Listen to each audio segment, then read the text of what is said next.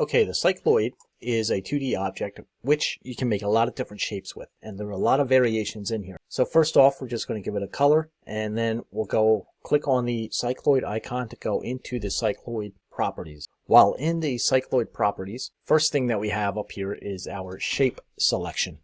So we have a HypoCycloid and an EpiCycloid. So first we'll start with the default setting of HypoCycloid. And the first thing underneath our shape setting is the corners. So we can come in and immediately adjust our corners down to 3, and it creates a triangle. Now we can increase the corners here, and the corners will have more effect depending on what shape you're actually making.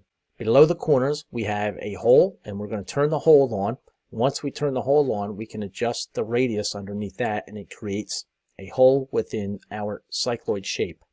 We also have a factor outer, so we can adjust the factor outer to adjust the shape, and a factor inner as well. There's a petals selection, so we can increase the petals here. And there's also a slice selection. So as we increase the slice, you can see how it's slicing part of this shape out. Now obviously there's a lot of settings in here, and to get the shape that you want, you may just need to play around with some of these settings.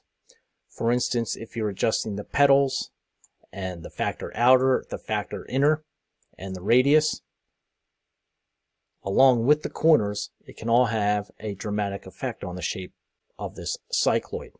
Now if we go up and we'll just reset everything here, and you can see as we go through and reset everything how it's affecting the cycloid and takes us back to the first shape that we have.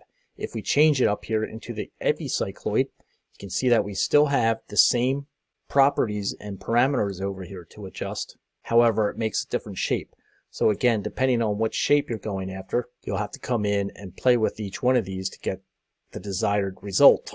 So while in this EpiCycloid, you can see as we come in and adjust the corners, the radius, the factor outlet, factor inner, and the petals, all the different shapes that we can get. So again, it will be a matter of just playing with these settings to achieve the desired result you're looking for.